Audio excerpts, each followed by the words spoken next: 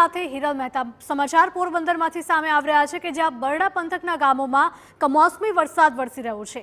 બગવદર, ભારવાડા સહિતના અનેક ગામોમાં ધોધમાર વરસાદ વરસી રહ્યો છે। અસહ્ય ઉકળાટ બાદ વરસાદ પડતા વાતાવરણમાં ઠંડક પ્રસરી છે।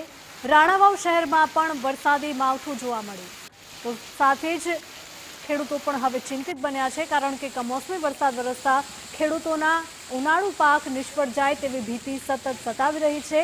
ખાસ કરીને સૌરાષ્ટ્રના જૂનાગઢ પંથકમાં કેસર કેરીનું મોટા પાયે ઉત્પાદન પણ થતું હોય છે દર વર્ષે, પરંતુ આ વખતે કેસર કેરીને પણ ભારે નુકસાન જાય તેવી ખેડૂતોને ચિંતા છે।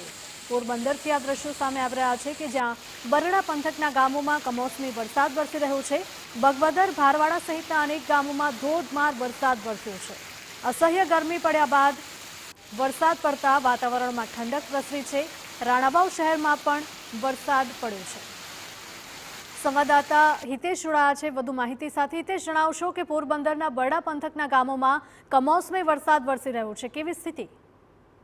ચોક્કસથી જણાવી દઉં કે આજે સવારે રાણાવાવ પંથકમાં અને રાણાવાવ પંથકના આસપાસના ગામડાઓમાં વરસાદ વરસી રહ્યો હતો। કમોસમી વરસાદને કારણે મગ, તલ, ચણા જેવા અનેક પાકોને નુકસાન થયું છે। ત્યારબાદ અત્યારે થોડી વાર પહેલા જ બરડા પંથકના જે ગામો છે, બગવદર છે, મોઢવાડા છે, ભટાણા છે, આવા ગામોમાં વરસાદ પડતા ત્યાં પણ જે ઊભો પાક હતો તેને પણ વ્યાપક નુકસાન થયું છે। અને અત્યારે હાલ જો અસહ્ય ઉકળાટ હતો તે દરમિયાન જ વરસાદ પડતા પાકને પણ ભયંકર નુકસાન થયું છે। જી હિતેશ, આભાર।